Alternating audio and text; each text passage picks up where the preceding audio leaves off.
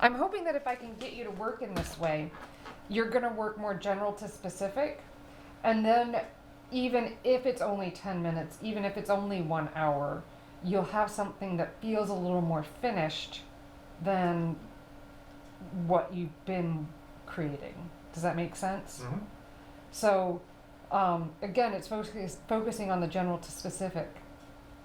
Um, and I think you'll see more completedness in your work. That sounds weird, doesn't it?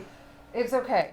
So I get the gist of what you're saying, because everything I do, I feel like I haven't quite completed yet. yeah, But that's okay too, because I do go back and I work a little more, and, but it would be nice to work on one thing and just Yeah. feel like I got it done. So what I'm seeing from you, from a lot of my students in the classroom, there's a lot of lack of commitment to the mark that they're making, lack of confidence, and light pressing. So what I am going to suggest that people do, that I'm going to suggest that you do, is take a crayon. I have chalk here because I could not find a crayon somehow. But take a crayon, break it in half roughly, and you're going to draw with the side of the crayon, or chalk if you have chalk. But just a crayon can make it a little more approachable. You don't need a special tool to do about what I'm about to do. There is some benefit to having some lightness to darkness variety, but it's not a big deal if you don't. You can do it all with one. I'm going to do it with a variety here, just so that it gets interesting. Does that make sense? Sure. Okay. So, actually, I am going to work here because I like where the light is going on this skull. One of the tricks to really start learning this is to work using the side of your mark making tool, crayon, pastel, chalk, whatever it is. And in my drawing, I will mark where I see the top of the skull and then where I see the bottom of the skull occurring. That's about as general as I can get with a mark. So that's the canvas I'm working with in full. And again, working with the side, okay, because I don't want you to go into detail yet. I'm going to kind of mark where I see the cranium, the face, like those zygomatic arches, and then bringing it down to the mandible.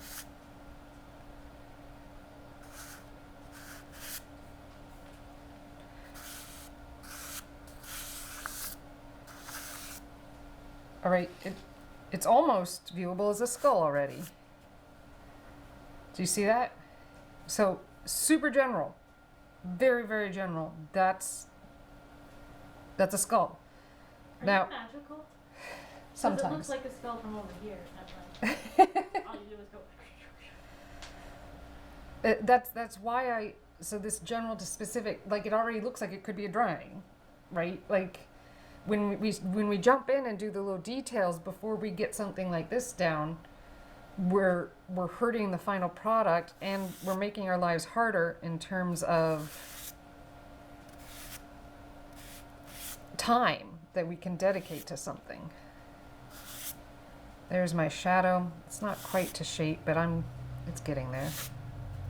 Further complicated by the fact that this room does have multiple light sources. It does. There's nothing to be done about that, but I'm counting this strong one coming from over here as my primary. So that's my really, really general layout, right? That's my composition.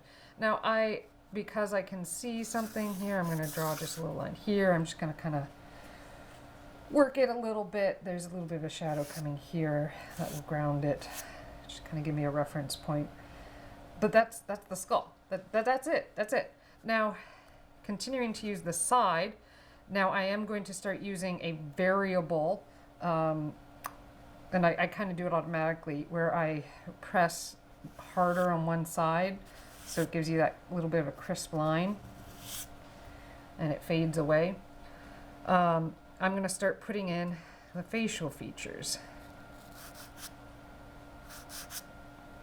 And you'll notice even if I don't get it exactly right, I just mark again. I'm not erasing. There is no erasing going on here.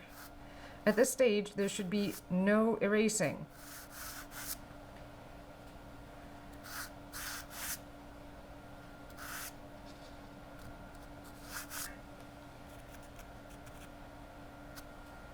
Okay. I'm gonna switch to a darker. Now I am drawing a little smaller than I'd anticipated. So I'm gonna bring in, if you start use the blunt end of the crayon, like the side you broke on the crayon, or if you're using chalk, use that nice square end. And I'm going to start adding little bits of detail with that same blunt. It's still blunt. There is no detail happening here.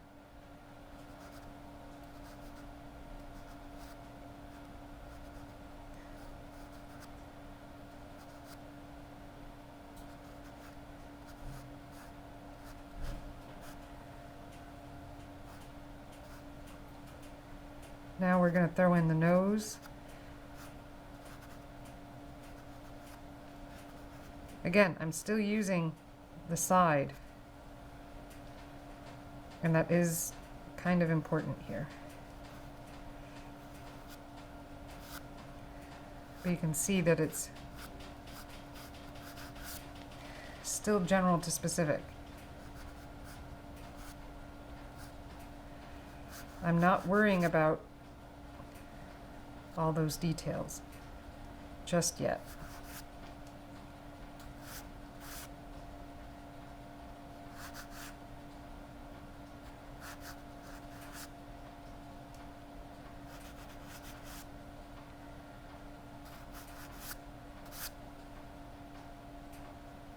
Actually, that jaw does stick out that much.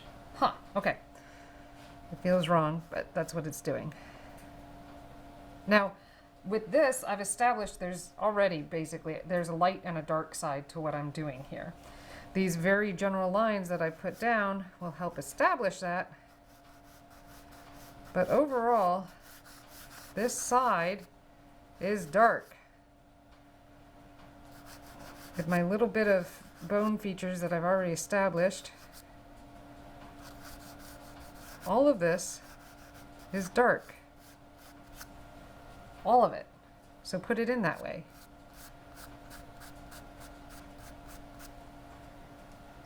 There's darkness in through here and darkness down in here, because the light's coming from over here.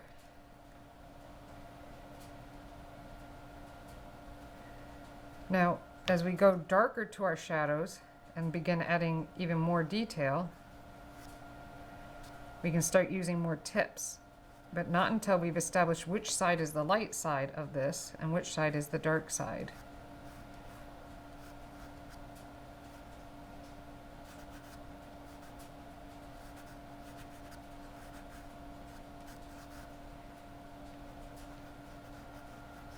But because we've already put down that shadow over the whole side over here, these things, it already looks like it's shadowed, right? There's form to it.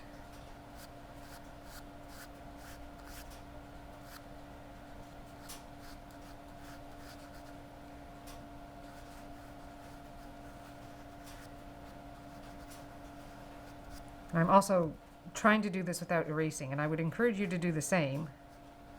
I know that sounds crazy, but you'll build up and you'll start to see it's about using the side. It's about laying down color. It's about guts a little bit.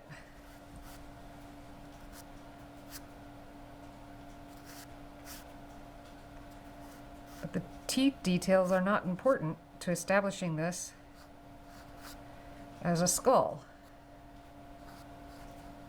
And as you start using that point, you'll start getting a few more details in here and there.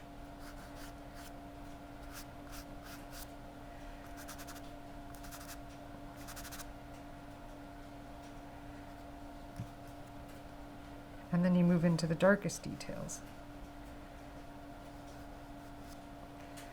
that are what's going to make this far more convincing.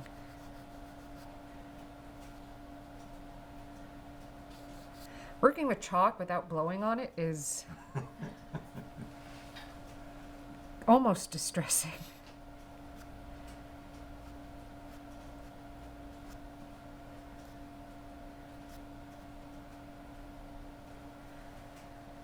Honestly, this shadow is the same color.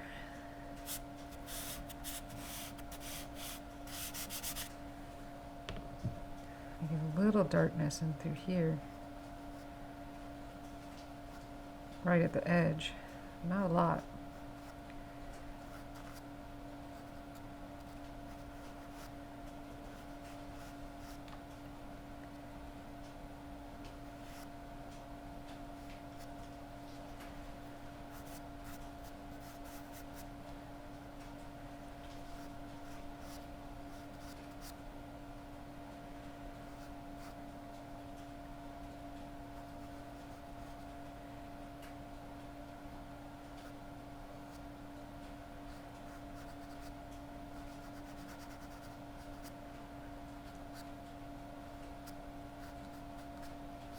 That is one of the darkest points, is right here. It really is. Here, I took in a deep breath to blow on it. And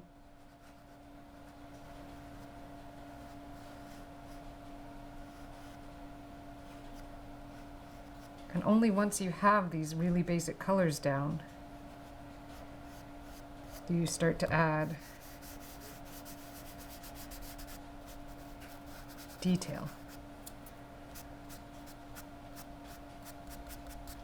And you do that with layers and layers and layers of working.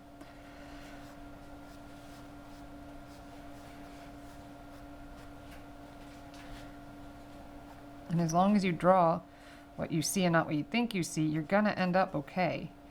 The trick is you're really looking up at the object you're drawing really more than what you're drawing, than your paper. That sounds odd, but I promise it isn't. Now, you'll notice, so here I've got a little reflected light coming back on right here. And so because I use these little light colors, I can go back in and really touch that up and pull that forward. That's one of the joys of like working with chalk or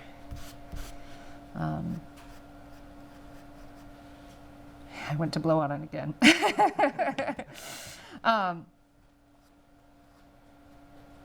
Is you can really keep working those and keep adding lightness and darkness and pulling it forward and back with the layers. That's why a lot of people like chalk. I dislike all the powder that happens from chalk. It's one of my most hated medias. Yeah, and so I've got this darkness here. This will help me establish things. Would you ever take like dry paintbrushes and use that to help you with a chalk? Oh, you could. If the brush is stiff enough, it'll Like the whole work. paint apart? Just just a little sweeping things Yeah. off where you might not want them, or it's a little more delicate of a blend, or Well, there's something called tortillon. I familiar with those from Yeah. pencil sketching, Yeah, so you use those. even with chalk. And you can make them out of anything that works for you.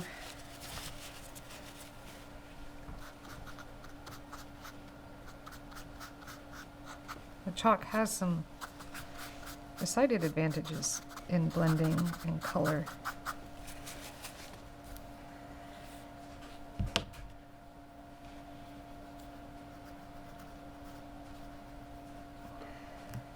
And you just keep layering it back and forth. And that's where you start getting into detail. So see, now what I'm doing is what I would call the detail, and isn't something you should have started before the basic shadows were established. You just make it look too easy. Amber. Yeah. That's why I think she's magical. It's not magic. It's just practice. It is practice. It is that, 100%. You know, and you can blend it back.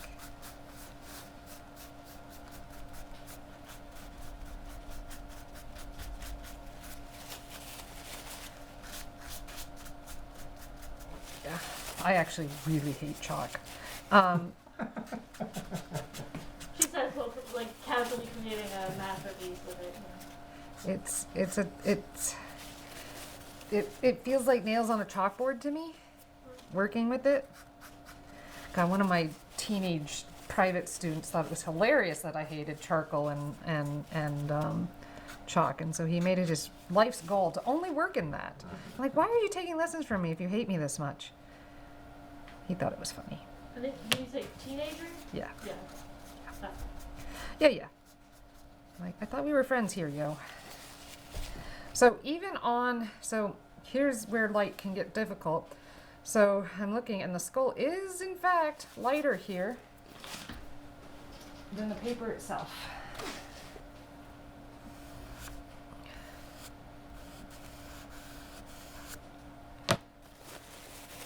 Anyways, now I'm just playing. You kind of get it.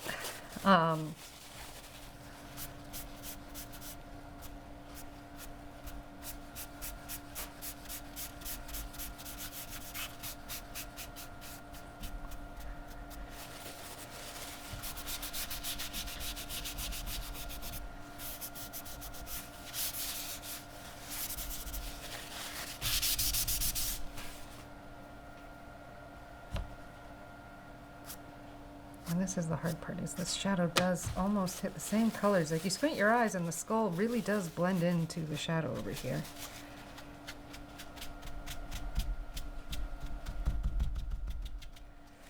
Anyways, it's not the best paper, but yeah, so you see if you put your details down first and then you go back over it,